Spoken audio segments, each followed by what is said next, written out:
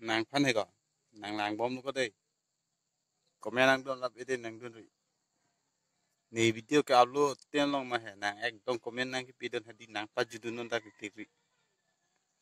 puji tên cái prekat punon tapi ni long comment nàng đón biari nàng reng sudak na cuma thari sinobo la comment nàng đón ulta portari ni takale nàng channel phan cái nàng promote pitanji sinobo alia hok se pude ni amen mang cái song selo hai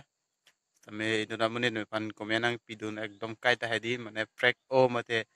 kaprek komenang pidun po bate ili kopi sih ke upload mandi laso konten lo tame nang kam ke don dari tik do laso abang po hedi masih alang lita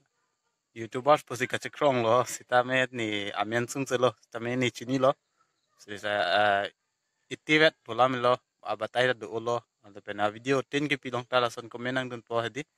lason lo si nang pidun rea di kode ning cho lak me ke kason bete ha tip tip ni nang pidun not ki ong mang ke nang pidun ri dei nasi mo ke siksak dak bo lage sipunang ni lo tham phe lo nasi tham nang pidun ro nang komen nang pidun de da non nang pidun ji bete kaprek nang pidun non la pen ke ekdom ke heng no komen la hai bang ke nang pidun ri lain lo ate mo ke siksak dak bo mo ke radang no therak nang kok na ho di kali lapu heng no dai la se di komen nang pidun pe mitu komen bang aku nang pidun dai nang pidun de na ame la se ala komen heng no bang ke nang pidun ri kadite muke sik sakak po ni fan ko pilo nang epu moni nang paklang yar ni ka prakar ni hade ni fan nang epu juno dak